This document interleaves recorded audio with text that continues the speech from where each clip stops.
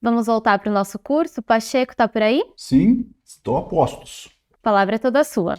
Então, vamos continuar com mais esse finalzinho aqui, né? Faltam poucas matérias para a gente examinar, e uma delas é a ADC 49, que vai ser um grande problema para a gente conversar sobre ela, mas que eu deixei por último, justamente por ela ser muito difícil. Mas vamos então para o nosso material. A redução da base de cálculo nós já conversamos, né? A Lei Complementar 194, que definiu as mercadorias e os serviços essenciais que impedem o Estado de cobrar alíquota majorada para esses serviços e essas mercadorias que são essenciais para a vida moderna, né? Mas antes da decisão, antes do Congresso Nacional e o governo do presidente Jair Bolsonaro publicar a Lei Complementar 194, nós temos já uma decisão do Supremo reconhecendo isso, né? A tese fixada para o tema 745, que diz o seguinte: adotada pelo legislador estadual a técnica da seletividade em relação ao imposto sobre circulação de mercadorias e serviços, discrepam do figurino constitucional alíquotas sobre as operações de energia elétrica e serviços de telecomunicação em patamar superior ao das operações em geral, considerada a essencialidade dos bens e serviços.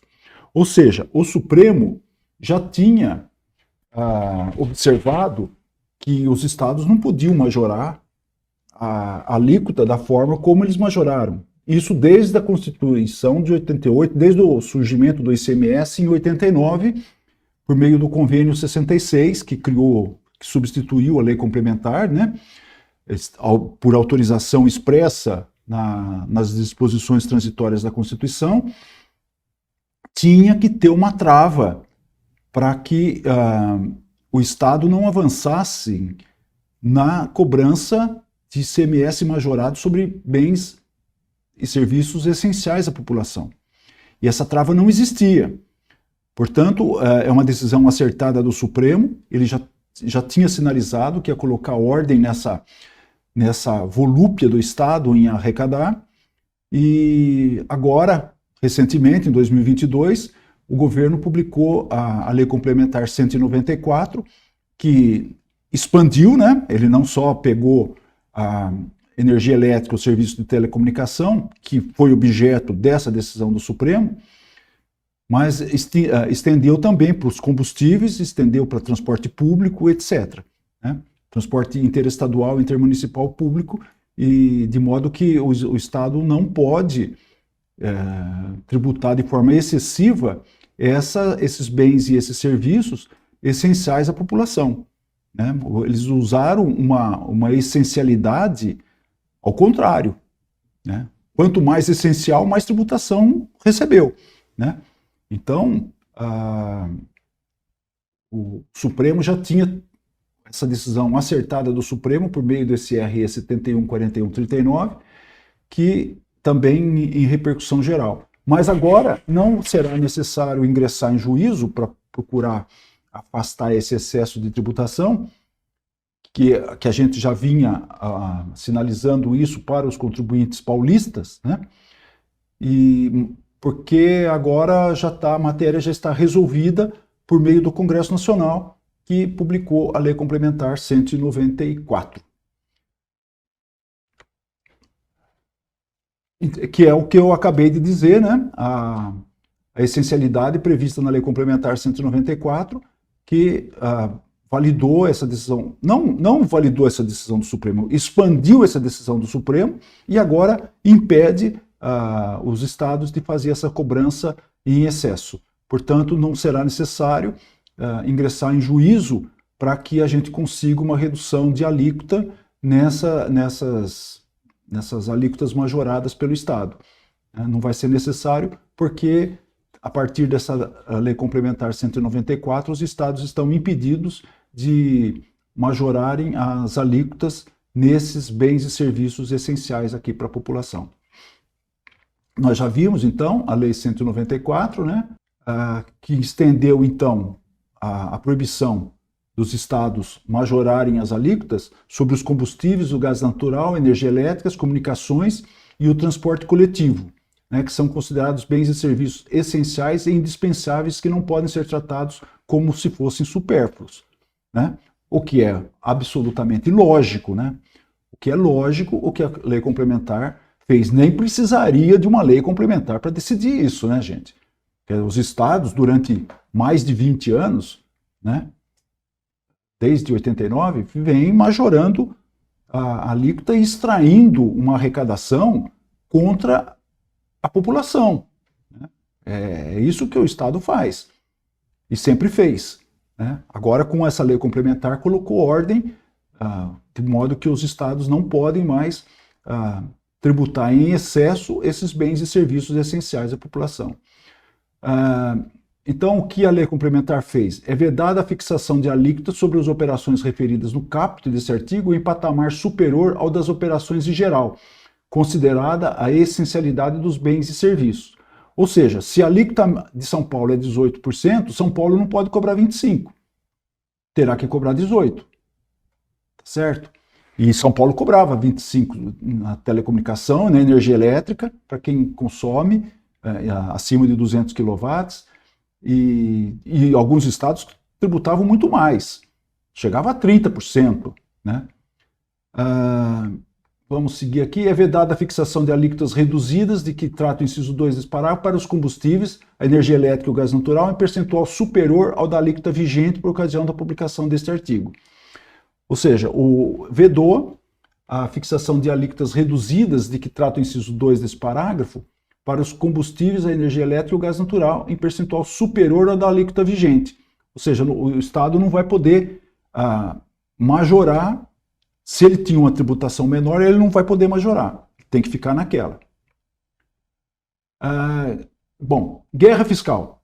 Vamos para uma outra matéria que deu muita controvérsia, muito auto de infração, e que nós precisamos tomar muito cuidado, que ainda existem muitas armadilhas decorrentes da chamada guerra fiscal. Essa matéria chegou no Supremo Tribunal Federal e eu tinha até uma discussão com o Dr. Ayrton, que o Dr. Ayrton entendia que o Estado de destino não podia glosar o crédito de uma infração praticada no Estado de origem, certo? Não tinha que ser cobrado, o imposto que deixou de ser cobrado na origem tinha que ser cobrado lá na origem. E o Estado de São Paulo, por exemplo, não poderia glosar o crédito aqui, de um imposto que veio destacado na nota, mas que efetivamente não foi recolhido na origem em decorrência da guerra fiscal. O Supremo examinou a matéria, né? Então, o Estado de São Paulo, pelo parágrafo 3º do artigo 36 da Lei 6.374, que é a lei matriz do ICMS, ele criou uma presunção, né, que não se considera cobrado, ainda que destacado em documento fiscal, o montante do imposto que corresponder à vantagem econômica decorrente de concessão de qualquer subsídio, redução de base de cálculo, crédito presumido ou outro incentivo ou benefício fiscal em desacordo com o inciso da Constituição, que nós já vimos, que é o CONFAS. Ou seja, que o CONFAS não tinha autorizado. E isso é recorrente, é comum o Estado conceder principalmente crédito presumido. A empresa destaca na nota fiscal 12%, porém o Estado concede um crédito presumido de 9%, ela recolhe efetivamente 3%, e o Estado de São Paulo ficava obrigado a suportar um crédito de 12%, sendo que na origem o recolhimento foi de apenas 3%.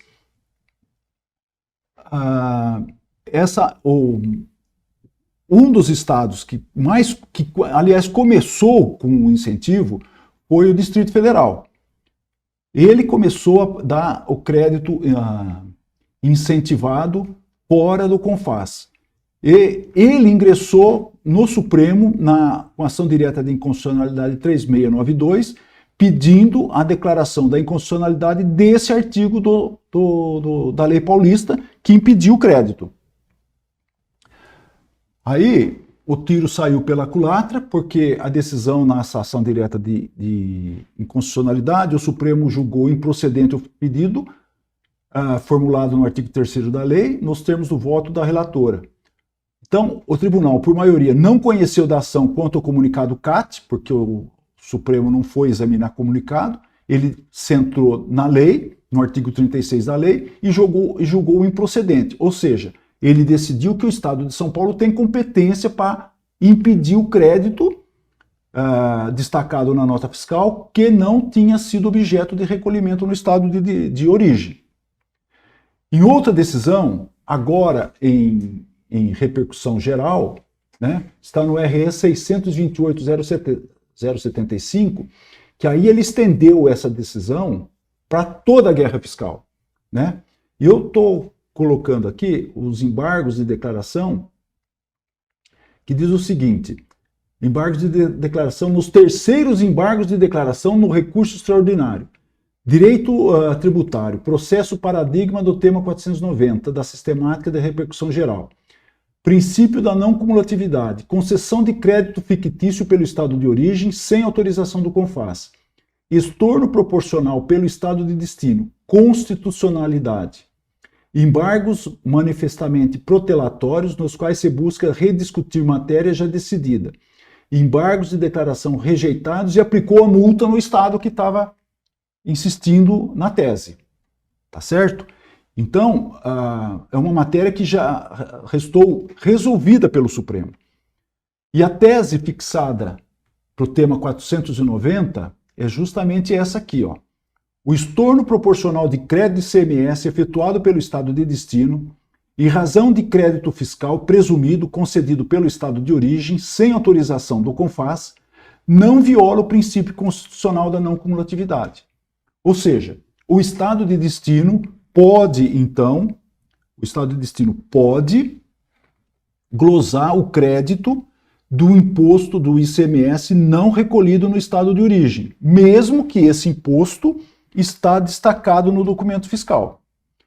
Isso, gente, cria um problema gigantesco para nós, que somos operários do sistema. Como saber se aquele ICMS que está destacado no documento fiscal, ele não tem um benefício concedido pelo estado de origem que está ali oculto? Eu não tenho como saber. Então, a nota fiscal veio com 12% de ICMS destacado, automaticamente a empresa faz o crédito, porque ela não tem como conhecer se aquele crédito foi efetivamente recolhido ou não no estado de origem.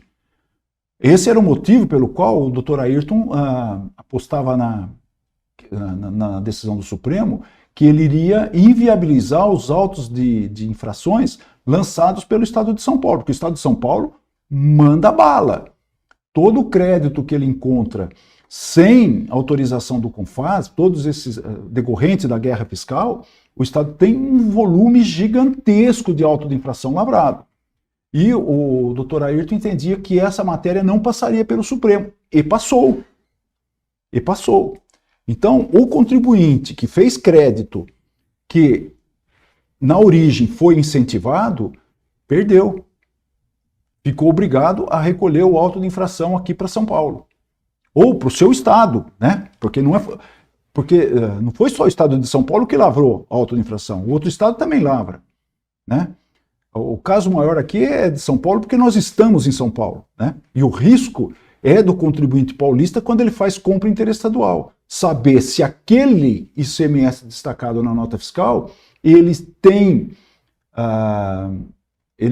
está efetivamente recolhido no estado de origem, ou se ele não foi recolhido, o estado de origem tem autorização do CONFAS para dar um benefício fiscal. Normalmente não tem, tá certo?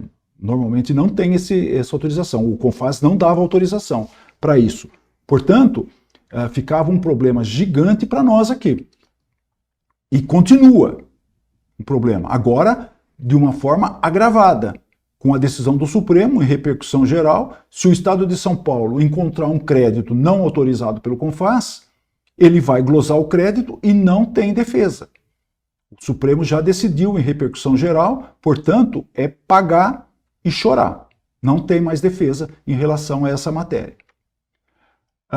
Porém, existe uma novidade, né, que vocês já conhecem, que para resolver todo esse conflito, o Congresso Nacional editou a Lei Complementar 160 de 2017, que foi regulada pelo Convênio 190, também de 2017, com prazo de validade até 31/12 de 2032.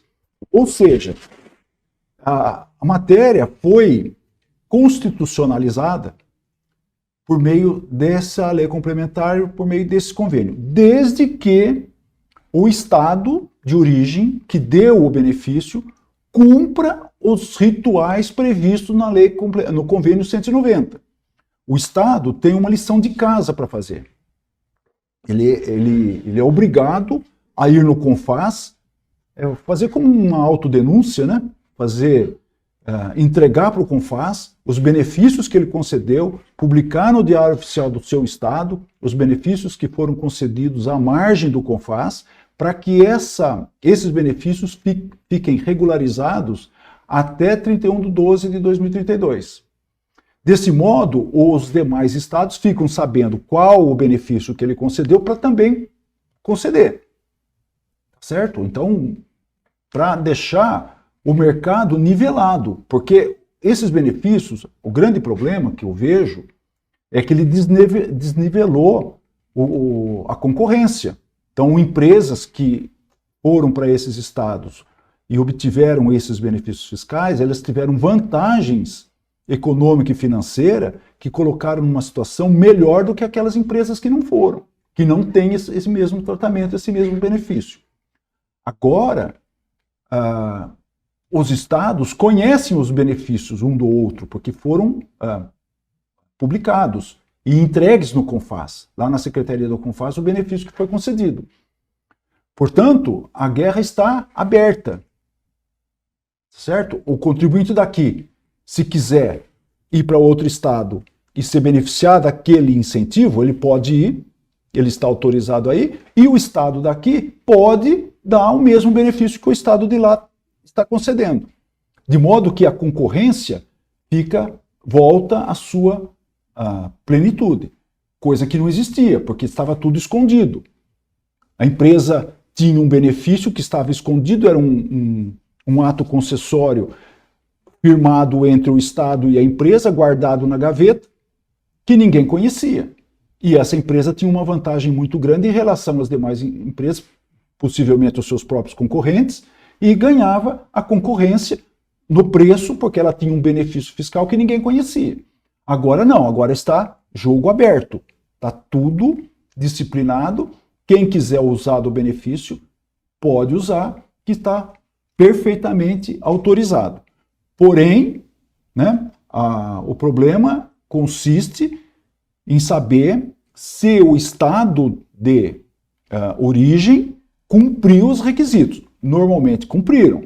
Até hoje, todos os casos que eu examinei, o Estado cumpriu o requisito da lei complementar do convênio 190. Portanto, o benefício que está vindo dentro da nota fiscal, ele está constitucionalizado de modo que o destinatário aqui de São Paulo pode fazer o crédito integral. Então, essa é a grande precaução que vocês precisam tomar nas compras interestaduais. Saber se o fornecedor, no estado de origem, cumpriu as exigências do convênio 190. Normalmente o fornecedor sabe isso, né? Normalmente, como ele é interessado, ele está naquele estado, ele tem a publicação no Diário Oficial do benefício, tem a documentação que o estado no qual ele está estabelecido cumpriu os requisitos do convênio, porque interessa para ele, né? Interessa para ele vender com benefício e o destinatário poder fazer o crédito integral do ICMS que está destacado na nota fiscal. Porque se não cumprir esses requisitos, o Estado pode glosar o crédito e, se glosar o crédito, como nós já vimos, não tem defesa. Aí surge um penduricalho desse problema. Porque o Estado do Amazonas ele não cumpriu as exigências do Convênio 190. O que o Estado do Amazonas argumenta? Que o benefício concedido na Zona Franca de Manaus já foi admitido como constitucional por uma ação direta de inconstitucionalidade a número 310. Portanto, ele se recusou a cumprir as exigências do Convênio 190. Ele disse, não, o Convênio 190 não me alcança. O benefício concedido aqui dentro da Zona Franca de Manaus, ele é um benefício que está à margem do CONFAS. Eu não preciso de autorização do CONFAS, porque é um benefício que está na Constituição, que foi admitido pelo Supremo na ação direta de inconstitucionalidade 310. Portanto, eu não me submeto ao CONFAS. Foi isso que o Estado do Amazonas argumentou para não ir até o CONFAS e entregar os benefícios que ele concede para a indústria de Manaus. Aí o CONFAS ele tentou alterar o Convênio 190 para deixar os incentivos da Zona Franca de Manaus fora da exigência do Convênio 190, para acabar com esse problema. Tá bom, Manaus. Então, Amazonas, tá ok, vocês não precisam entregar. Eles tentaram, o CONFAS tentou introduzir o parágrafo 5º no Convênio 190, dispensando o Estado do Amazonas de abrir os benefícios que ele concede para a indústria de Manaus. O que aconteceu? O Estado de São Paulo rejeitou o Convênio 131 de 2022 por meio desse decreto, o decreto 67.161. Ora, a partir do momento que ele rejeitou o convênio, o que ele disse, o que ele sinalizou para nós, contribuintes paulistas? Olha, benefício de Manaus, eu vou glosar o crédito. Eu não aceito, porque ele não cumpriu o Convênio 190, eu vou glosar o crédito. Se ele glosa o crédito, como nós já vimos, é uma matéria difícil de ser contestada. Mas aí, o que o Estado do Amazonas fez? Vejam, meus amigos, meus alunos, se é que eu posso chamá-los assim, né? A matéria como é difícil, como o ICMS ele é complexo. Nós temos então uma guerra entre dois estados, São Paulo e Amazonas, que a decisão explode no nosso colo.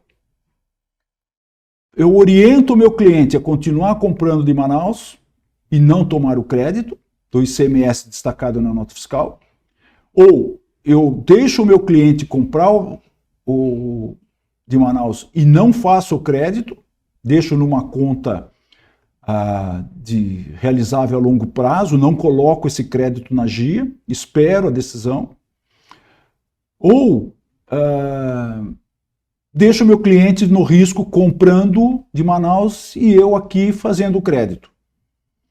Porque nós temos uma disputa entre dois estados que não se entenderam dentro do CONFAS, né? Amazonas bateu o pé e disse que não entregava para o CONFAS os benefícios que ele concede para a sua indústria, de modo que as demais indústrias do Brasil não sabem o que Manaus concede, o que a Zona Franca de Manaus concede para a indústria de Manaus.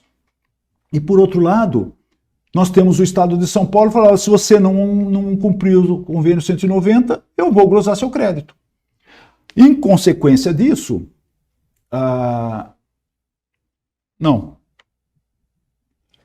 Em consequência disso, o Estado do Amazonas ingressou com uma ação de descumprimento de preceito fundamental contra o Estado de São Paulo, contra o governo do Estado de São Paulo e contra o Tribunal de Impostos e Taxas do Estado de São Paulo. Um porque lavra o auto de infração e o outro porque mantém o auto de infração. Essa matéria é nova, ela entrou agora em 2022. Inicialmente, a ministra Rosa Weber, que era presidente do tribunal, rejeitou, então teria agravado o nosso problema, ela rejeitou essa DPF, mas o ministro Luiz Fux, depois, reconsiderou a decisão da ministra, acatou essa ação, e agora em 2023 ela começou a andar. Nós não sabemos qual decisão sairá do tribunal. Eu entendo que o Supremo Tribunal Federal vai dar ganho de causa para o estado do Amazonas. Na minha opinião, como nós já temos uma ação direta de inconstitucionalidade, ADI 310, que reconhece a constitucionalidade dos benefícios fiscais concedidos em Manaus, na Zona Franca de Manaus, eu entendo que o Supremo vai acompanhar aquela jurisprudência. Porém, o que me deixou preocupado é que a ministra que recebeu a ação, presidente do tribunal, ela rejeitou a ação de plano. Ela mandou para o arquivamento. Então, isso me deixou assustado. Tá certo? Depois, felizmente, o ministro Luiz Fux reconsiderou essa decisão e colocou a ação para andar. Mas sabe-se lá quanto tempo nós vamos precisar aguardar para a solução desse conflito que em última análise, é um conflito entre o estado de São Paulo e o estado do Amazonas. E a gente fica aqui com uma enorme bomba no colo.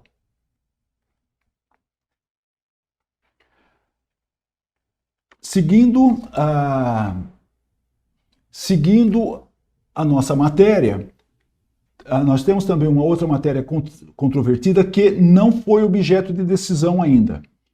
Trata-se de crédito presumido concedido pelo Estado, se ele deve integrar ou não a base de cálculo do PIS e da COFINS.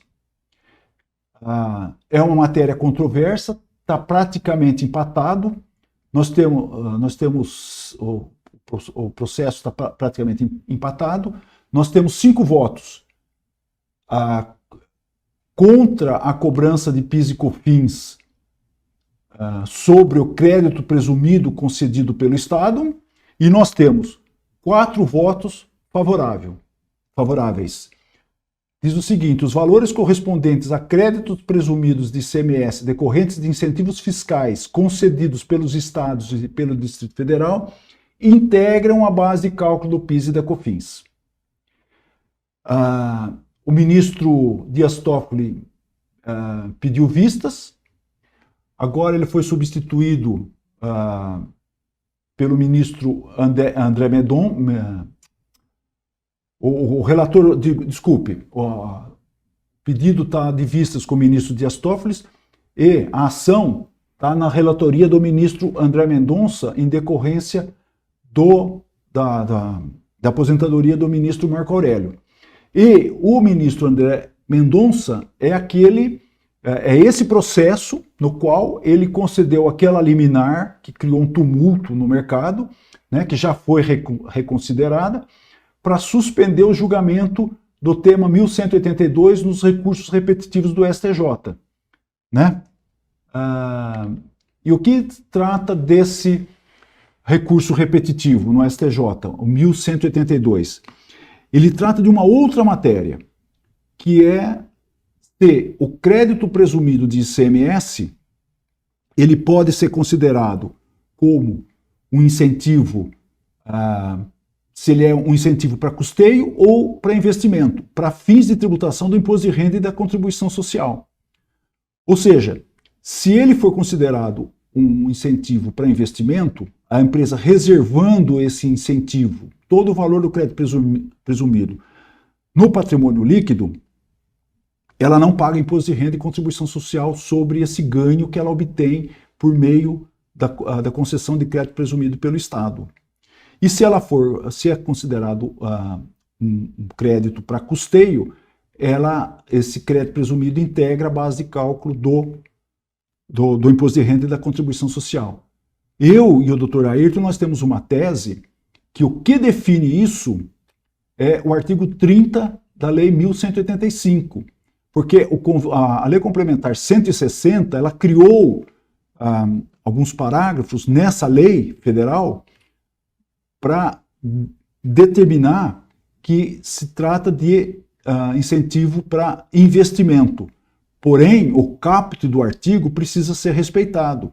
E dentre a exigência do caput do artigo, prevê expressamente o investimento. Ou seja, a empresa precisa estar em expansão. O aumento do seu parque industrial ou a implantação de um parque industrial novo. O caput do artigo não foi modificado. Portanto, o ministro André Mendonça usou essa ação para criar um tumulto lá no STJ, impedindo o julgamento desse tema 1182, que depois acabou andando, né, foi decidido por unanimidade lá no STJ, que não é matéria nossa aqui. Aqui a gente está falando de ICMS e lá no recurso, no tema 1182, trata de imposto de renda e contribuição social sobre o ICMS concedido pelo Estado, né? Que é a mesma matéria, mas relacionada ao PIS e COFINS, que está no Supremo Tribunal Federal, também em julgamento, em repercussão geral, nesse RE 835-818. Bom, aqui nós temos uma matéria que me parece bloqueou os estados de praticarem um avanço na sua competência tributária. Por quê? Muitos estados cobravam o ICMS na entrada da mercadoria, mesmo sendo matéria-prima. Então, a empresa comprava matéria-prima de outro estado com uma alíquota de 12%, e o estado exigia a diferença de alíquota, ou seja, os 7%, já na entrada da mercadoria no estado, mesmo que ela não tivesse praticado o fato gerador ainda. Certo? Na compra da matéria-prima, o estado já exigia o DIFAL. Essa matéria chegou no Supremo, né, foi examinado no tema 456, que diz o seguinte: a antecipação sem substituição tributária do pagamento do ICMS para momento anterior à ocorrência do fato gerador necessita de lei em sentido estrito. A substituição tributária progressiva do ICMS reclama previsão em lei complementar federal. Ou seja, os estados não podem mais fazer essa cobrança antecipada. A cobrança antecipada só é permitida nas hipóteses de substituição tributária, quando o contribuinte aqui de São Paulo substitui o contribuinte do estado de destino e o ICMS é recolhido até a ponta, até o consumidor final. Nesse caso, se admite o pagamento antecipado do ICMS, por força do parágrafo 7º do artigo 150 da Constituição, que nós já examinamos na aula passada. Certo? No caso que chegou no Supremo, que foi objeto do julgamento no tema 456, não era isso que acontecia. O Estado exigia a diferença de alíquota na entrada, mesmo que a mercadoria fosse ser industrializada. Ele exigia antecipação do ICMS na compra de matéria-prima. Ora, não ocorreu o fato gerador ainda. A empresa vai industrializar essa mercadoria para uma posterior revenda. E ele já exigia esse ICMS na fronteira. Tá? Então, essa matéria foi agora, essa exigência que alguns estados faziam, foi agora derrubada pelo Supremo no tema 456. Certo? Se vocês tiverem algum caso de mercadoria apreendida na fronteira por conta desse tipo de exigência tributária, Não tem a menor chance de ser exigida. Vocês podem procurar o escritório, que um mandado de segurança aí libera a mercadoria rapidinho, porque o juiz está vinculado a essa decisão do Supremo. Bom, ressarcimento do ICMS-ST pago a mais. O artigo, aquilo que eu falei, acabei de falar, né? O parágrafo 7º do artigo 150 da Constituição Federal, ele permite o Estado cobrar o ICMS antecipado por substituição tributária. Substituição tributária, do que se trata, gente? É a substituição de um contribuinte por outro. Então, o fornecedor substitui o cliente e paga o ICMS devido pelo cliente até o consumidor final. E o que acontece aqui, que o parágrafo 7º da Constituição diz o seguinte: cujo fato gerador deva ocorrer posteriormente, assegurada a imediata e preferencial restituição da quantia paga, caso não se realize o fato gerador presumido. Isso foi uma matéria de discussão muito longa no Supremo. Muito. Caso não se realize o fato gerador presumido. O que o Supremo entendia em relação a essa matéria? Isso desde o primeiro RE que chegou lá, em 1999. O Supremo entendeu que o fato gerador presumido é quando a mercadoria não chegasse até o seu consumidor final, por algum motivo interrompesse essa operação. Então, um sinistro, né? Um furto, enfim, qualquer, ou mesmo uma venda para um outro estado.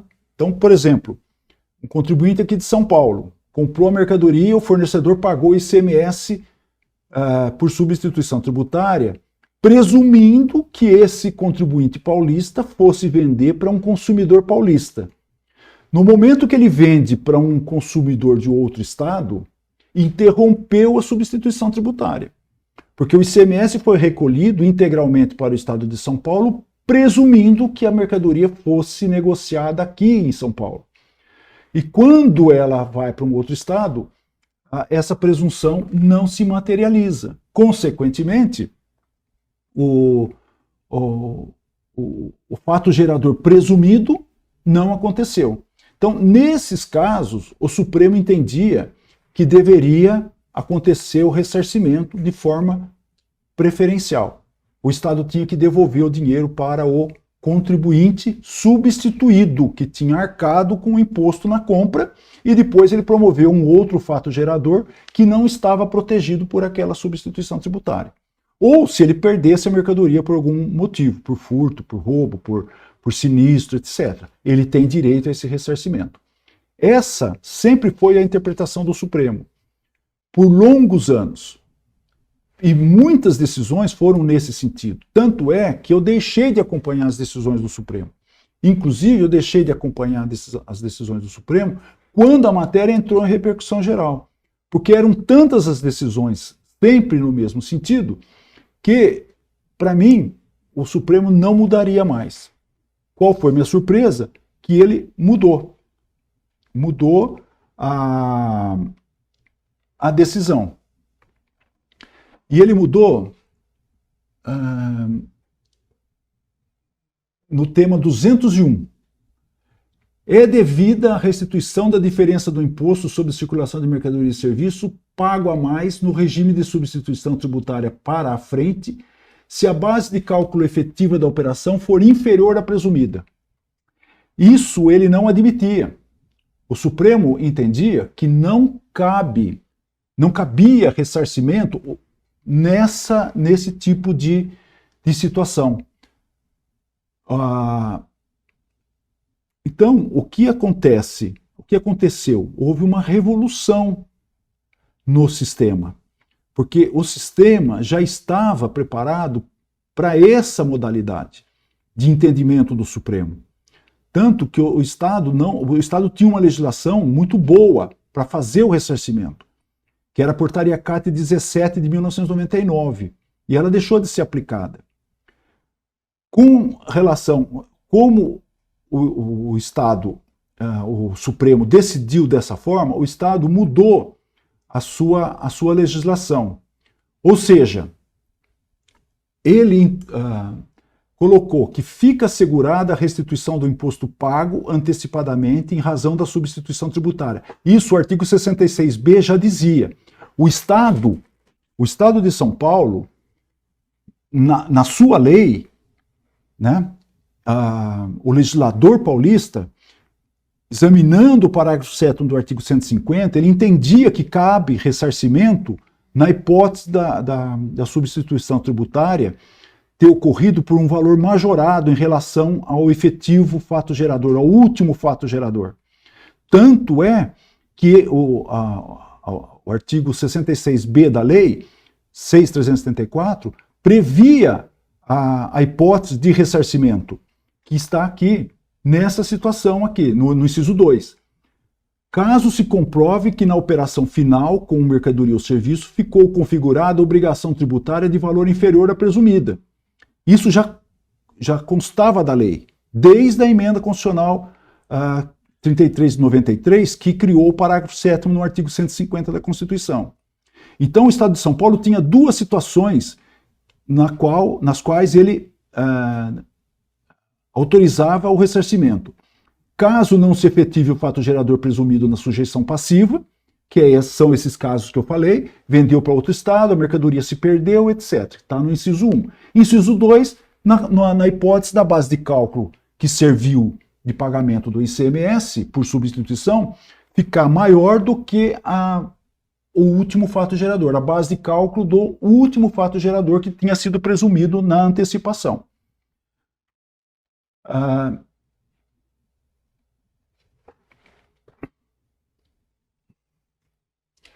Esse inciso 2 do artigo 66b da lei foi julgado constitucional pelo STF na ação direta de inconstitucionalidade 2777. O que aconteceu? Vejam que interessante. O Estado de São Paulo, ele parou de fazer a restituição, né? Manteve íntegra a Lei 6.374, ele não revogou o inciso 2 do artigo 66b, mesmo com as sucessivas decisões do Supremo, em sentido contrário. O que ele fez? Ele entrou com uma ação direta, o próprio Estado de São Paulo entrou com uma ação direta de inconstitucionalidade contra o artigo 66b da lei, da sua própria lei. E o Supremo julgou que esse artigo da lei é constitucional. E quando que o Supremo julgou isso? Junto com o recurso extraordinário em repercussão geral. O Supremo decidiu na mesma sessão os dois processos. A ADI 2777, né, ajuizada pelo próprio Estado de São Paulo contra a sua própria lei, e o recurso extraordinário em repercussão geral. A partir dessa decisão do Supremo, no RE, em repercussão geral, que nós acabamos de ver, e no julgamento que decidiu pela constitucionalidade do inciso 2 do artigo 66b da Lei 6.374, o Estado de São Paulo, então, introduziu o artigo 66H na sua lei matriz do ICMS, dizendo o seguinte: o complemento do imposto retido antecipadamente deverá ser pago pelo contribuinte substituído, observada sua regulamentação pelo Poder Executivo. Gente, aí nós temos um outro problema. São Paulo criou um outro problema. Ele está dizendo o seguinte: olha, eu devolvo a quantia paga a mais, mas eu quero o complemento da quantia paga a menos. Eu vejo que, nesse caso, São Paulo não tem base constitucional para fazer essa cobrança. Porque se nós voltarmos no parágrafo 7º do artigo 150 da Constituição, que autoriza os estados a cobrarem o ICMS de forma antecipada, vocês vão observar que autoriza o ressarcimento da quantia paga a mais, que agora é decidida pelo Supremo, né? Ele manda restituir de forma preferencial e imediata o valor do ICMS pago a mais. Mas não autoriza o Estado a cobrar o complemento. Certo? Não tem base constitucional para o Estado de São Paulo introduzir o artigo 66H na sua Lei 6.374, no meu ponto de vista. E isso não foi matéria de julgamento do Supremo. O Supremo não decidiu essa matéria, porque o que estava em discussão no Supremo é se a quantia paga a mais deve ser ressarcido ou não. O Supremo sempre entendeu que o ICMS pago por substituição ele era definitivo, não cabia ressarcimento. Quando ele decidiu em repercussão geral, ele mudou seu entendimento e decidiu que cabe o ressarcimento. Cabe ressarcimento na quantia paga a mais. Mas ele não definiu que cabe complemento. E o Supremo, o Poder Executivo de São Paulo, foi até a Assembleia Legislativa e conseguiu a introdução do artigo 66H na Lei 6.374, exigindo o complemento. Então, essa matéria certamente voltará para o Supremo. Daqui a 20, 30 anos, sabe-se lá quando, e eu provavelmente não estarei mais aqui. Então, não posso garantir para vocês que esse artigo 66H vai ser julgado inconstitucional pelo Supremo. Eu entendo que ele é inconstitucional, porque no parágrafo 7º do artigo 150 não tem base constitucional para essa exigência do Estado. Mas é uma matéria que só vai ser decidida daqui 20, 30 anos se alguém ingressar em juízo contra o complemento do ICMS pago por substituição tributária. Porém, o São Paulo deu uma alternativa para a gente. Deu uma alternativa.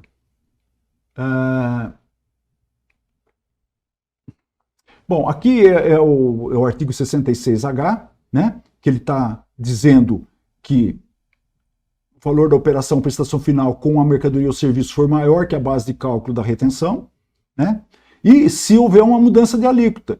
Então, se o contribuinte substituto recolheu o ICMS por substituição com uma alíquota de 12%, depois essa mercadoria subiu a alíquota de 12 para 18, então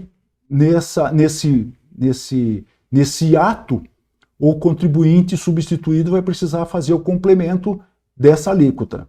O que eu acho, né, julgo isso absolutamente inconstitucional, por interpretação do parágrafo 7º do artigo 150 da Constituição, que autorizou os estados a cobrarem o ICMS por substituição e por antecipação. Bom, aí o que acontece? O Estado criou a exigência do complemento porque ele ficou obrigado a fazer o ressarcimento da quantia paga a mais. Aí ele deu uma opção para os contribuintes substituídos. Ele fala o seguinte, isso está na portaria CAT 25. Basicamente o que o Estado fala é o seguinte, olha, vocês estão dispensados de fazer o complemento se vocês optarem pelo ROT e, consequentemente, não entrarem com pedido de ressarcimento. Qual que é o meu conselho? Optar pelo ROT e acabar o problema. Tá certo? Porque, exceto se um contribuinte tem um valor muito alto de restituição e queira discutir o complemento, ou não tenha complemento. No caso dele, nunca aparece um complemento, né? Se tem um complemento, é um complemento muito pequeno que ele vai deduzir do ressarcimento e vai ficar com o saldo a ressarcir. Aí tudo bem, né? Mas se existe uma controvérsia entre complemento e ressarcimento, o melhor caminho é optar pelo ROT e acabar com essa discussão entre os estados. Entre os estados não, entre o contribuinte substituído e o estado. Então, essa é a minha orientação, optar pelo ROT. E uma coisa importante, gente, o ROT, ele só pega o complemento e o ressarcimento por diferença de base de cálculo. Então, mesmo que a empresa tenha optado pelo ROT e tenha operações que ficarem fora da substituição tributária, por aqueles motivos que nós conversamos, né? Venda para outro estado, perdimento da mercadoria, furto, né? O perdimento de uma forma geral, né? Ela tem direito ao ressarcimento, mesmo optando pelo ROT. E um outro fato também importante é que se o contribuinte ele vende muito para outro estado e teria direito a esse ressarcimento por não ocorrer o fato gerador do estado, no estado de São Paulo, o estado de São Paulo concede uma outra opção, que é transformar esse contribuinte substituído em contribuinte substituto, de modo que ele vai comprar aqui no mercado, tanto paulista como interestadual, mesmo que o fornecedor dele estiver em outro estado, ele vai comprar a sua mercadoria sem substituição tributária. Por meio de regime especial, é possível obter a mudança, né? Transferir a substituição tributária do fornecedor para o contribuinte paulista, porque assim evita uma avalanche de ressarcimento de ICMS. Tá certo? Que é uma outra opção também que nós podemos oferecer para vocês em casos de alto volume de ressarcimento de ICMS. Uma outra matéria que nós estamos aguardando com bastante interesse é o RE 640452. Esse RE faz muito tempo que está lá no Supremo. Ele foi recebido pelo Joaquim Barbosa, pelo então ministro Joaquim Barbosa, que definiu, ele viu a exigência exagerada que os estados praticam em cobrança de multas isoladas. O estado de São Paulo também faz isso. O que o doutor Ayrton sempre fala aqui brincando, né, que o estado de São Paulo não cobra imposto, ele cobra multa. E é verdade, o estado de São Paulo tem umas multas pesadíssimas por descumprimento de obrigação acessória. Multas, e, aliás, aparecem aqui no escritório alguns autos de infração que o volume de multa imposta pelo Estado, multa isolada, ou seja, o Estado não está cobrando imposto, ele está cobrando multa por descumprimento de meras obrigações acessórias. Então, essa matéria está sob exame do Supremo Tribunal Federal e já recebeu o primeiro voto. O voto do ministro relator, que agora está com o Dr. Roberto Barroso. Ele colocou um limite de 20%. Ele fala o seguinte, a tese dele, né, que está agora submetida ao plenário, é a seguinte: a multa isolada, em razão do descumprimento de obrigação acessória, não pode ser superior a 20% do valor do tributo devido quando há obrigação principal subjacente, sob pena de confisco. Ele está dizendo o seguinte aqui, olha, vamos pegar, acontece muito, né? O Estado de São Paulo tem lavrado muito auto de infração, que é uma facilidade muito grande, né, para o fisco. Ele vai lá no sistema, vê todas as notas fiscais emitidas contra a empresa e depois cobra a falta do registro. Normalmente são notas que não têm efeito econômico, não têm efeito contábil, remessa, retorno, essas coisas aradas aí, e o Estado ele aplica uma multa de 10% ou de 5% do valor da operação. Essa é a multa que o Estado vem aplicando. E é recorrente isso, porque é muito fácil para o fisco fazer esse lançamento. Ele tem todos esses dados no seu próprio sistema. Ele tem todas as notas fiscais emitidas contra a empresa e ao mesmo tempo ele tem todas as notas fiscais registradas pela empresa no SPED. Ele faz um cruzamento entre esses dois bancos de dados e enxerga todas as notas fiscais que não foram registradas. E lança, né? Por falta de escrituração. E é um lançamento que não tem defesa. De fato, exceto se a empresa não recebeu aquela mercadoria, não recebeu aquela nota, aí sim é passível de discussão.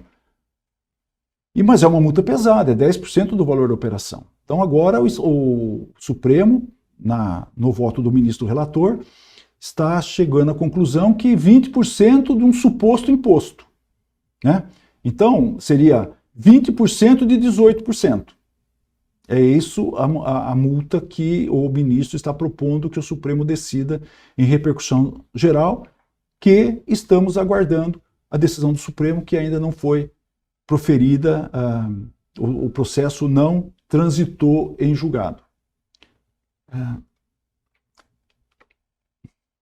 Bom, agora nós chegamos praticamente à parte final, que é a transferência de mercadoria por estabelecimentos da mesma pessoa jurídica. E aqui, gente, eu vou pedir licença para a doutora Camila, que eles não gostam muito de gracinha. Aqui o escritório é muito sério mesmo, mas eu ainda sou um crianção, sabe? E eu lembrei, vendo essa decisão do Supremo, eu lembrei do meu tempo de criança que eu ouvia, não gostava muito, mas eu acabava assistindo o programa do Chacrinha. Chacrinha, vocês são jovens, vocês não lembram, era um programa que eu não gostava muito, ele tinha uma buzina, trazia uns calouros, gente humilde, né, para cantar, para ver se fazia fazia sucesso na carreira artística, e ele acabava humilhando as pessoas com uma buzina, porque a pessoa desafinava, o cara era ruim, o cara não tinha chance, ele podia cantar no banheiro, né, mas ali, ao vivo, né, o cara tremia, então era uma brincadeira, ele jogava bacalhau pro povo, era uma gozação danada, né. Era um palhaço, né? Aliás, ele se vestia como um palhaço. Mas tinha uma música que que ficou gravada na minha cabeça. A música do programa era mais ou menos assim, olha. Falava assim, Chacrinha me domina, Chacrinha me alucina. É hora, é hora, é hora, é hora da buzina. Um programa que acaba quando termina. Que singeleza de poesia, né? Não é bonito, né? Porque é um programa que acaba quando termina. E por que eu lembrei do Abelardo Barbosa? Porque vendo essa decisão do Supremo, né? A decisão do Supremo. Essa decisão do Supremo, gente, me fez lembrar a música do Chacrinha. Porque ficaria mais ou menos assim. Supremo me domina, Supremo me alucina. É hora, é hora, é hora, é hora do Supremo. Um processo que acaba e não termina. Porque esse processo, ele acabou no Supremo, mas não terminou para nós. Nós estamos com um grande problema aqui. Um grande problema. E eu não sei se nós teremos solução até 31/12 de 2023. Porque ele decidiu, o Supremo decidiu, mas ele modulou os efeitos para 31/12 de 23, de modo que 1º de janeiro de 2024 está valendo essa decisão. Mas ele condicionou a um posicionamento dos estados. E se os estados não regulamentarem essa matéria? O que nós faremos?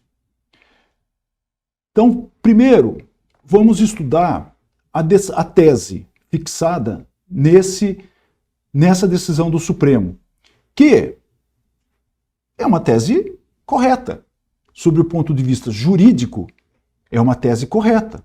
Aliás, aquilo que nós falamos já logo no início, né, o conceito de circulação de mercadoria. O Supremo e o Judiciário, de uma forma geral, entende que o fato gerador do ICMS não basta a circulação física da mercadoria. Precisa, para nascer a obrigação de recolher o ICMS, precisa de um negócio jurídico. Precisa acontecer dois fatos: a circulação física e a circulação econômica, materializada pelo negócio jurídico. Portanto, quando o Supremo examina a matéria das transferências entre estabelecimento da mesma PJ, ele examinou com esse olhar, dizendo, olha, não tem um negócio jurídico. A mercadoria está apenas mudando de prateleira da mesma empresa. Portanto, não há fato gerador do ICMS, a empresa está desobrigada de recolher o ICMS na transferência de mercadoria entre o estabelecimento, entre os seus próprios estabelecimentos. Portanto, a decisão do Supremo, o verbete, a tese, ficou da seguinte forma: não incide ICMS no deslocamento de bens de um estabelecimento para o outro do mesmo contribuinte, localizados em estados distintos, visto não haver a transferência da titularidade ou a realização de ato de mercancia. É isso que ele está dizendo. Que não vai ter mais ICMS nas transferências entre estabelecimentos da mesma empresa. Muito bem. Decisão. O tribunal, por maioria, julgou procedente os presentes embargos para modular os efeitos da decisão a fim de que tenha eficácia pro futuro, a partir do exercício financeiro de 2024, ressalvados os processos administrativos, judiciais, tarará, tarará. Isso não é o nosso caso, são casos que já estão pendentes de julgamento, etc. Aí que vem o problema. Exaurido o prazo, sem que os estados disciplinem a transferência de créditos de ICMS entre estabelecimentos de mesmo titular, fica reconhecido o direito dos sujeitos passivos de transferirem tais créditos. Bom, gente, nós vamos ter um problema muito grande aqui, que eu não tenho solução.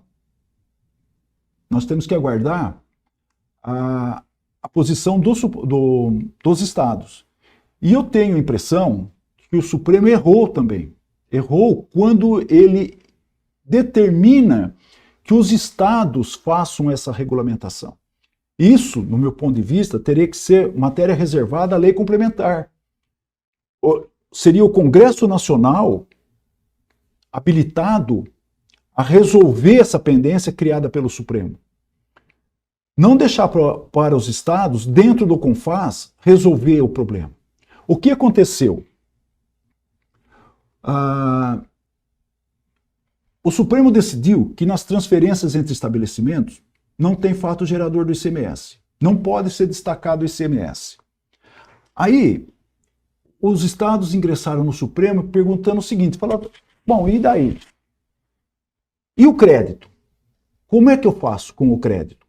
Porque se nós formos na literalidade, lá, que nós estudamos ontem, do parágrafo 2º do artigo 155, no inciso 1º, não, no inciso 2, que fala que a não incidência obriga o estorno do crédito. Não se admite o crédito na hipótese de não incidência, exceto na exportação. Então, no momento que o Supremo decide que a transferência de mercadoria entre um estabelecimento e outro está sob a não incidência, se aplicado o dispositivo constitucional, obriga o estorno do crédito aqui no estabelecimento remetente e o estabelecimento destinatário não terá o crédito. Ou seja, interrompe a não cumulatividade. Então criou-se um problema aí, certo? E os estados já provocaram o Supremo justamente por isso, porque sabia que ia dar problema. O estado de destino iria glosar o crédito. E o estado, o estado de origem iria glosar o crédito. Como deu saída sem imposto, ele fala, não, você não pode manter esse crédito. Saiu com não incidência, eu gloso o crédito. E o estado de destino não iria admitir o crédito. Fala, a sua mercadoria veio sem ICMS destacado na nota fiscal. Qual o crédito que você está querendo aqui? Seu crédito é zero. Ora, olha, então, a situação que o Supremo ficou. Foi um atoleiro, porque o Supremo não sabia como resolver os embargos, como decidir esses embargos. Eu observei isso claramente, porque cada ministro que dava o seu julgamento, o outro pedia vista, o outro reformava e ficou para se decidir que era para remeter para os estados, abriu uma outra controvérsia, porque houve ministro que pensou e votou no sentido de seguir para o Congresso Nacional resolver esse problema, mas ao final ficou decidido dessa forma, né? Como eu falei para vocês aqui. Deixa eu voltar à tela. Exaurido o prazo, sem que os estados disciplinem a transferência de créditos de ICMS entre estabelecimento do mesmo titular, fica reconhecido o direito dos sujeitos passivos de transferirem tais créditos. Mas de que jeito que nós vamos transferir tais créditos? Como que nós faremos isso? Qual o valor desse crédito? Tá, aqui só concluindo, né? Ao final, por conhecer os embargos e dar-lhes parcial provimento para declarar a inconstitucionalidade parcial, sem redução de texto, do artigo 11, parágrafo 3º, inciso 2 da Lei Complementar 87, excluindo do seu âmbito de incidência apenas as hipóteses de cobrança do ICMS sobre as transferências de mercadorias entre estabelecimento de mesmo titular. Está resolvido, o Supremo já decidiu, transferência entre estabelecimentos do mesmo titular não terá mais ICMS a partir de 1º de janeiro de 2024. E se nós entrarmos lá no Planalto, no site do Planalto, e nós entrarmos na Lei Complementar 87, já aparece aqui uma menção. Vide a DC 49. Já está lá no site do Planalto, na Lei Complementar 87, já remete para a DC 49. Ou seja, obedeçam a DC 49. Tá certo? Ou seja, esse artigo 13, parágrafo 4º, já está derrogado pela DC 49 a partir de 1º de janeiro de 24. E o que fala esse artigo da Lei Complementar 87? Ele define a base de cálculo do ICMS, gente, nas transferências. Se nós observarmos o que a Lei Complementar faz, nada mais é do que transferir o crédito da unidade de origem para a unidade de destino. Ou seja, a equipe do então ministro Antônio Candir fez com que o ICMS acompanhasse a mercadoria de um estabelecimento para o outro, justamente para distribuir, né, a arrecadação entre os estados. Caso não houvesse essa previsão na lei, estados ficariam prejudicados e outros estados seriam beneficiados. Então, como que fica a base de cálculo? Quando é uma mercadoria comprada, a base de cálculo é a compra mais recente. Tá certo? Então eu comprei café, paguei o ICMS sobre esse café e vou transferir para o meu estabelecimento aqui de São Paulo. Muito bem. Qual o valor da base de cálculo? É o valor da base de cálculo da minha compra mais recente. Ou seja, está se transferindo o ICMS do estado de origem para o estado de destino, de modo que nenhum estado fique no prejuízo. No caso de uma indústria, qual a base de cálculo? É o custo da mercadoria produzida, assim entendida a soma do custo da matéria-prima, material secundário, mão de obra e acondicionamento. Ou seja, é um custo restrito, é um custo limitado. Tá certo? Não é um preço de custo expandido.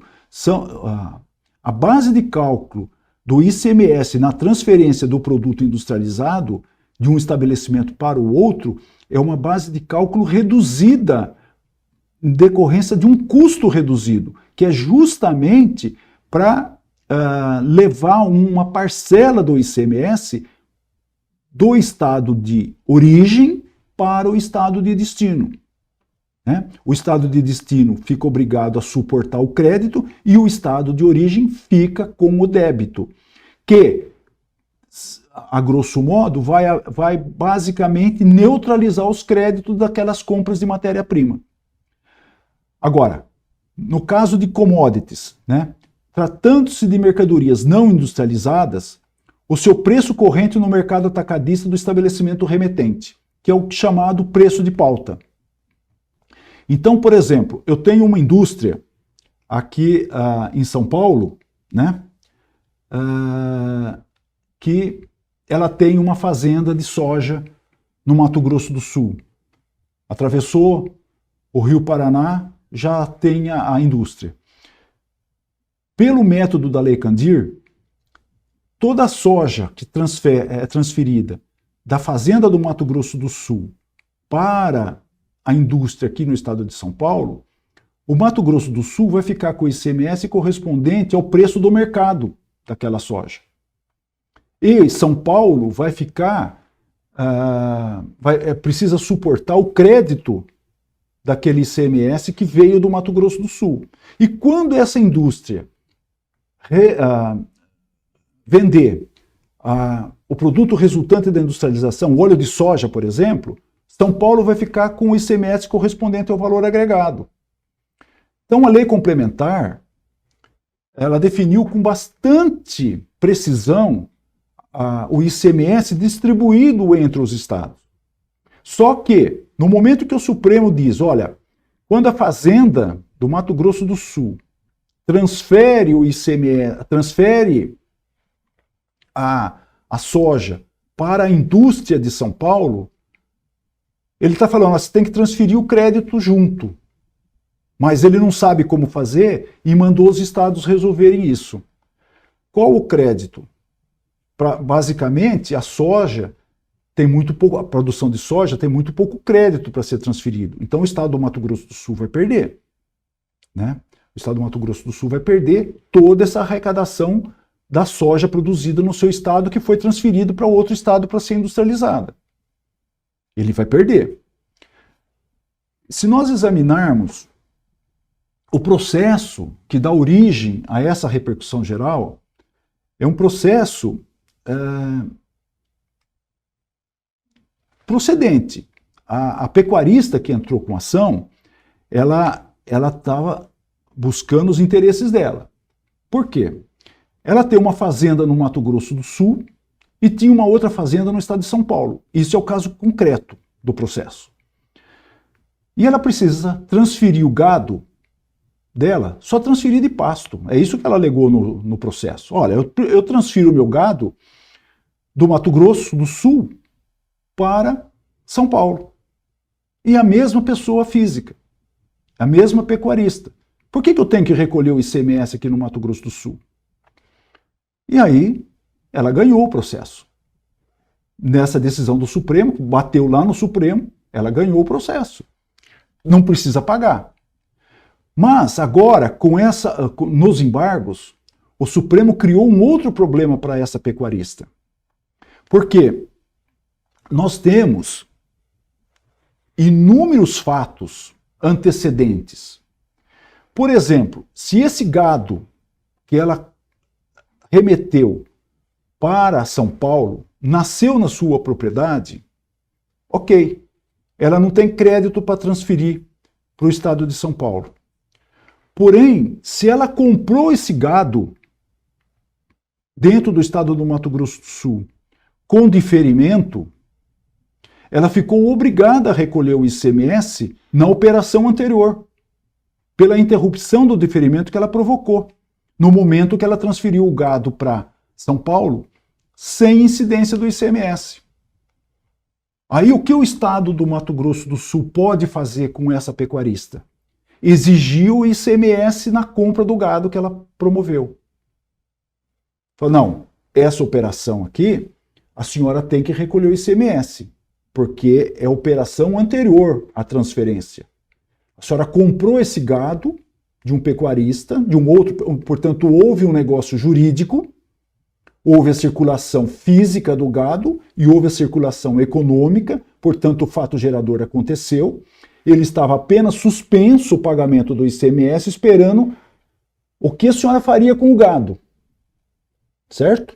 Como a senhora transferiu esse gado sem ICMS, sem incidência do ICMS, a senhora precisa recolher esse ICMS da operação anterior.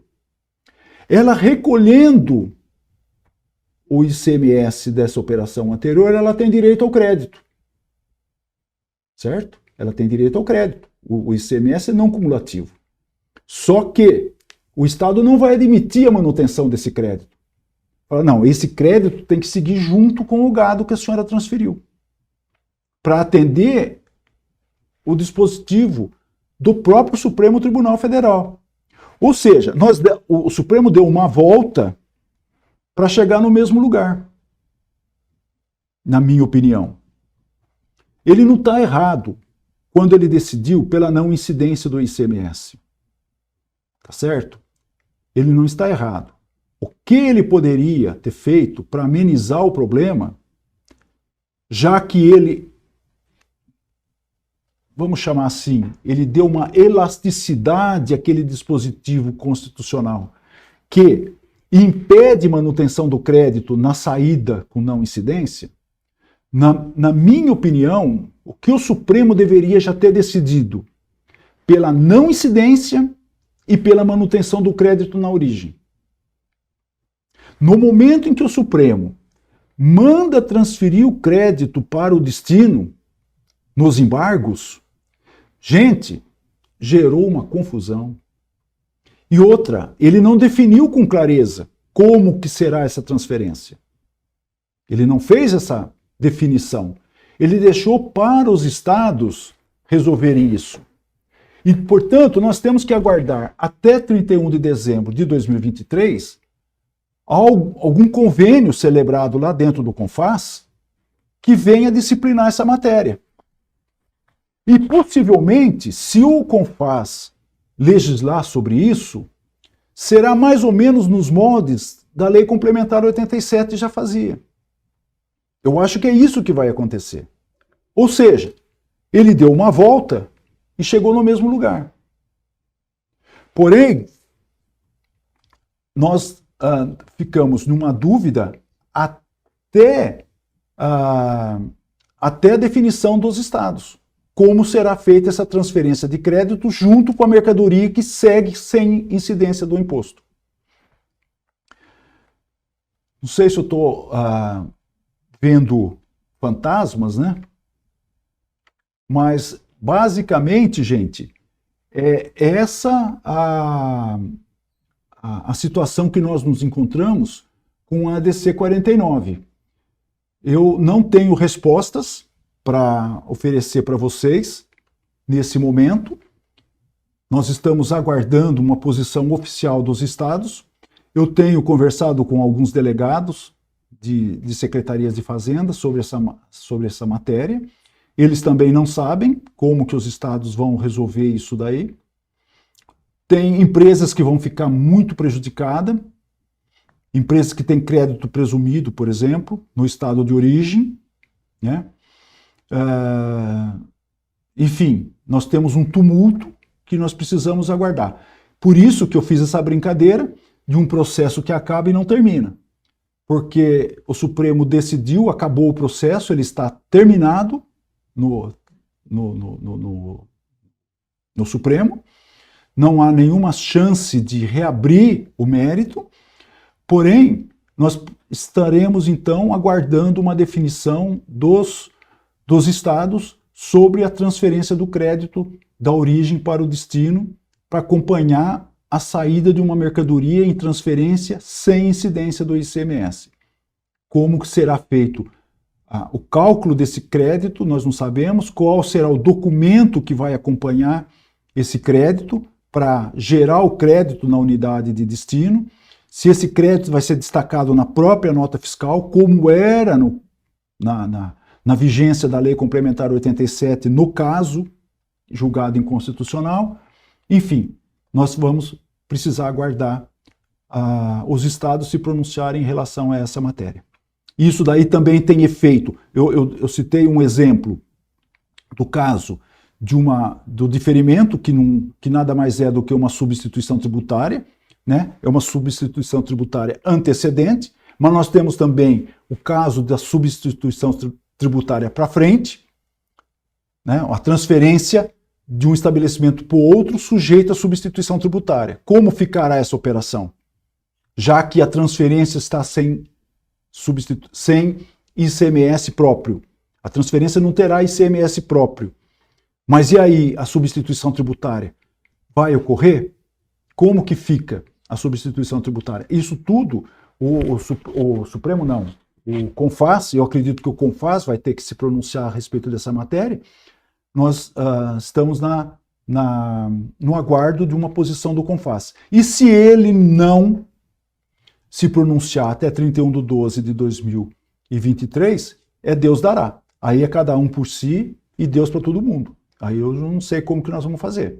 Eu não tenho solução para isso. Talvez, caso a caso, a gente possa sentar e ver o menor risco possível. O menor risco no estado de origem e o menor risco no estado de destino. O grande problema dessas decisões da STF é que a gente acaba tendo ministros que não são especialistas em direito tributário decidindo sobre a matéria, né? Na verdade, eles são operadores, eles são especialistas em direito, mas nem sempre na matéria em que eles estão decidindo no momento, né? E aí a gente acaba tendo esse tipo de decisão, né? Que ela, teoricamente, faz sentido, mas para operacionalizar ela, a gente tem um grande problema, né? Ficou muito claro para mim, nessa decisão do Supremo, porque foi uma matéria examinada por juristas de uma lei que foi redigida por economistas. Os economistas viram a repartição de receita entre os estados, né? Eles se preocuparam com a repartição de receita entre os estados, para nenhum estado ficar prejudicado. Os juristas do Supremo Tribunal Federal enxergaram apenas o lado jurídico. Eles enxergaram, olha, essa operação não tem fato que gera o ICMS. E não enxergaram a repercussão que isso iria provocar. Eles só viram o tamanho do problema nos embargos, quando os estados apresentaram para o Supremo a situação do crédito. Então, quando o Supremo se deparou com o problema do crédito, qual seria a melhor saída para o Supremo? Manter o crédito na origem. Já que é a mesma PJ, ela não fica prejudicada. Certo? Ela está prejudicando o estado de origem, que fica obrigado a sair uma mercadoria sem imposto e manter o crédito. Então o estado de origem ficaria prejudicado. Ele sofre a manutenção do crédito e fica sem o débito. Aí o Supremo não quis fazer isso. Falou, não, então eu não vou prejudicar o estado de origem, vou dividir. Dividir entre os estados cai naquilo que os economistas já tinham pensado quando foi promulgada a Lei Complementar 87. Aí o Supremo deu uma volta e, na minha opinião, vai cair no mesmo lugar. Mas vamos para as perguntas, eu estou ávido de perguntas, gente. A primeira, Pacheco, acho que o tema mais popular que a gente teve no nosso curso foi o de FAO, e a próxima pergunta é sobre isso. O ICMS de FAO, quando o destinatário não é contribuinte, terá uma antecipação do ICMS, ou seja, será recolhido antes da ocorrência do fato gerador? Esse recolhimento antecipado vai ocorrer mesmo após a edição do Convênio ICMS 236 de 2021? O de FAO nunca vai acontecer uma antecipação tributária como vocês estão pensando. O de FAO não é uma antecipação tributária. Não acontece antecipação de FAO por antecipação. O de FAO ele pode ocorrer por substituição, e aí nós temos previsão no parágrafo 7º do artigo 150, ou ele ocorre por um fato gerador pleno. Ocorre o fato gerador e o Estado tem autoridade, tem autorização para receber já aquele imposto. Não é antecipado. Então vamos aos exemplos, né? A empresa aqui de São Paulo vende uma mercadoria para um não contribuinte em Minas Gerais. ela fica obrigada a recolher o ICMS para São Paulo e fica obrigado a recolher o ICMS para Minas Gerais. Isso é uma antecipação tributária? Não. Não, porque ela está praticando um duplo fato gerador nesse momento. No momento que ela está vendendo e saindo a mercadoria, ela está praticando duplo fato gerador. Um fato gerador para o estado de São Paulo, que já é normal, não tem nenhuma discussão, e um fato gerador novo criado pela Emenda Constitucional 87, que é a obrigação de recolher o ICMS para o estado de destino. Portanto, nós não temos antecipação do imposto. O imposto está sendo recolhido no momento do fato gerador. Tá certo? Não se fala aqui em antecipação. Eu estou vendendo uma mercadoria, um contribuinte aqui de São Paulo está vendendo uma mercadoria para um contribuinte no estado de destino para seu uso e consumo. Eu pratico a alíquota interestadual aqui em São Paulo, portanto, dentro do fato gerador. E o contribuinte do outro estado que está recebendo a mercadoria, ele fica obrigado a recolher o DIFAL, porque a entrada da mercadoria no estabelecimento dele, para seu uso e consumo, também é fato gerador do ICMS. Tá certo? Não é só a saída da mercadoria. Eu tenho também dois fatos geradores aqui. Eu tenho um fato gerador na saída da mercadoria do estabelecimento paulista e na entrada da mercadoria num estabelecimento de contribuinte mineiro. Portanto, também não acontece antecipação. Agora, quando que ocorre antecipação? É possível acontecer? Sim, é possível, mas por meio da substituição tributária. Então, vocês precisam observar com bastante atenção os casos de substituição tributária em que existe uma cláusula dentro do convênio ou do protocolo que criou a figura da substituição tributária, que a mercadoria para uso e consumo no estabelecimento de destino também fica sujeita à substituição tributária, não só aquela mercadoria objeto de revenda. Então eu vendo, por exemplo, uma mercadoria que está sujeita à substituição tributária, vamos imaginar, vamos dar um exemplo aqui, material de limpeza. Eu vendo material de limpeza para um supermercado em Minas Gerais. Então eu recolho o ICMS por substituição tributária, presumindo a operação seguinte que será realizada pelo supermercado mineiro, que vai promover uma segunda saída. Então, nesse fato gerador aqui, eu antecipo, por presunção, a operação seguinte que será praticada pelo meu cliente, um supermercado mineiro, que é a operação de venda dele.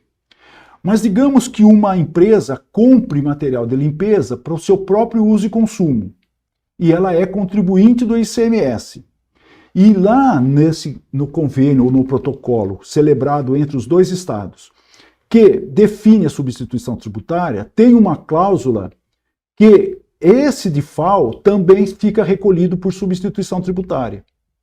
Então, nesse caso, eu recolho o ICMS para o estado de Minas Gerais por substituição tributária, só o DIFAL, não tem valor acrescido. Então, se eu vendo para um supermercado que vai revender, tem valor agregado, porque eu presumo uma operação seguinte. Se eu vendo para um contribuinte, para seu uso e consumo, eu não ponho o valor agregado, eu coloco apenas a diferença de alíquota e recolho já a diferença de alíquota para o estado de Minas Gerais. Então eu fico contribuinte substituído contribuinte substituto nas duas hipóteses. E os dois contribuintes de Minas Gerais ficam contribuinte substituído. O supermercado que vai revender e o outro contribuinte que vai usar a mercadoria. Ambos são substituídos. Então, quem vai usar não precisa recolher o DIFAL e quem vai revender não precisa recolher o ICMS devido na operação de venda dele. Nos dois casos, nós não podemos chamar de antecipação. É substituição, porque a substituição presume antecipação. E isso está previsto no parágrafo 7º do artigo 150 da Constituição. Portanto, eu não vejo nenhum problema, né, nesse mecanismo. A próxima pergunta é relacionada à exclusão do ICMS da base de cálculo do PIS e da COFINS. Pela decisão da STF permitir apenas a exclusão do ICMS destacado na nota fiscal da base de cálculo do PIS e da COFINS, seria necessário indicar os valores de créditos outorgados na nota fiscal? O que a pessoa está perguntando é o seguinte: eu recebo uma mercadoria com ICMS, comprei uma mercadoria por 100 e veio um ICMS de 12. Porém, o meu fornecedor tem um crédito presumido de 9. E ele vai recolher efetivamente só 3. Né? Qual o ICMS que eu vou excluir da minha base de cálculo? Os 12. Os 12. Não vai, nós não temos que entender qual a apuração do ICMS lá no meu fornecedor para que eu possa fazer o meu cálculo da exclusão. Porque, vejam, se tem um crédito outorgado, esse crédito ele substitui os créditos básicos. Tá certo? Então, veja, se esse raciocínio prosperar, eu nunca vou excluir os 12 que está destacado na nota, porque nenhum contribuinte recolhe efetivamente os 12. Ele vai recolher o saldo, tá certo? Depois de deduzido os créditos básicos. No caso do crédito outorgado, o contribuinte não vai recolher os 12, porque ele vai deduzir o crédito outorgado. Então, em nenhuma das duas hipóteses, eu vou precisar estender esse meu raciocínio para a apuração do meu fornecedor. Eu vou sempre deduzir da base de cálculo do PIS/COFINS o ICMS destacado na nota. Uma indústria, ela pode se creditar do ICMS pelo uso da energia elétrica? Há limitação para esse crédito? Sim, tem limites. O limite é a energia elétrica efetivamente utilizada na produção. A energia elétrica utilizada na administração, por exemplo, não pode. Por esse motivo, existe um laudo, né, que normalmente é feito por engenheiro elétrico, e eles cobram por isso, né, para definir qual energia, a quantidade de energia efetivamente empregada na produção. Porém, a decisão normativa CAT 1 de 2001, ela dispensa esse técnico, esse laudo realizado por pessoas à distância, então, por um terceiro. A própria empresa pode fazer esse laudo.